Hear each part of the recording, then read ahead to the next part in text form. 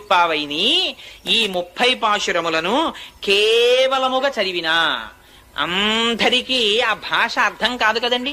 అందుకని అర్థం కాకుండా చదివినా, లేదు అర్థముతో ఆ వ్రతమును అనుసంధానము చేసినా, లేక కేవలము పైన ఉండేటటువంటి దాని అర్థాన్ని తెలుసుకోవడానికి ఆ వ్యాఖ్యానాన్ని చదివినా, విన్నా, చెప్పినా, ఆనాడు గోదాదేవి ఎటువంటి ఫలితాన్ని పొందిందో, ఎటువంటి ఫలితాన్ని పొందింది? శ్రీరంగనాథుడిలో ఐక్యాన్ని పొందింది.